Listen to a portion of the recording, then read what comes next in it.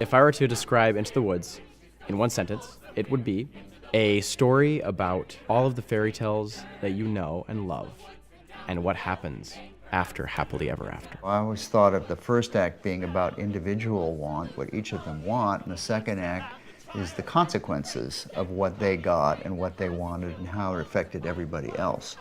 The actors in this production have to have many, many different skills. They have to be brilliant and sensitive musicians. They have to be tremendous singers. They have to be flexible and wonderful actors. Everybody knows Cinderella and the story of how she goes to the ball, but this is kind of the human version of Cinderella, wishing for a life that's different than her own. Little Red Riding Hood in Into the Woods plays by rules but has large interests and appetites outside of those. Part of her journey is danger and hazards and how that changes a person.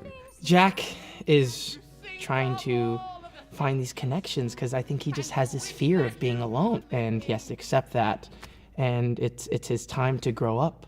The baker is a character that was invented by Sondheim and Lapine specifically for this show. The baker and the baker's wife both want to have a child, but there's a morality there. He's someone who's pulled between the things that he knows he wants and the things that he has to do to get those things.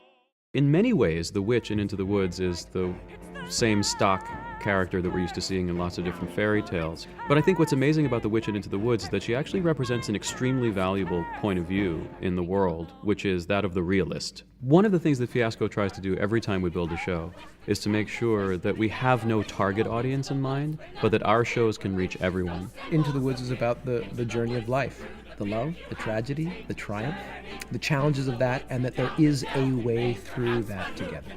Happily Ever After is in your hands, not in fate's hands. And part of the happiness is they do it together, you know, not for themselves, but for each other.